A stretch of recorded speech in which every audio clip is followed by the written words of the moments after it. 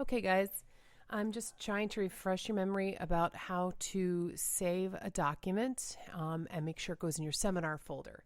So you're on the lesson today, and you are going to the next slide. And here on slide 3, it tells you that you're going to click the picture to the right, which is this one right here, in order to head to the tracker. So when you click on it, it takes you to this. And this is the giant tracker that we're going to be working on from now until May of 2021. Yes, this is going to be your lifeline for a long time. So you can see that there's a lot of stuff to look at. This is the checklist. This is a spreadsheet. It's different from what you're normally used to working with. If you look down at the bottom here, there are different tabs. The first tab is the checklist, which are all the things that you're going to mark off as you do them.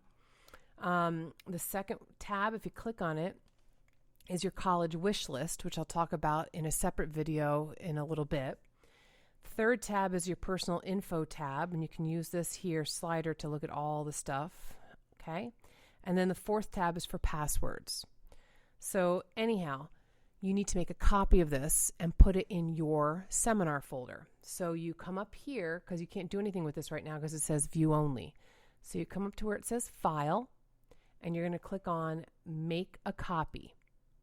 Now, it says copy of seminar student info tracker. That's fine. You can leave it like that. But here you have to make sure it says my drive, but don't click select yet or anything else. You have to double click on my drive.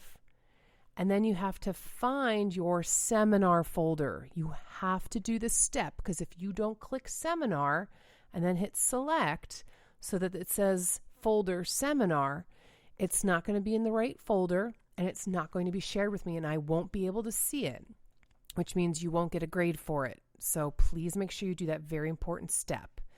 If you want to delete the copy of part, if it annoys you, like that part, and just make it this, that's fine. You don't have to, but you need to leave at least this as the name and make sure it's in your seminar folder. And then you click OK.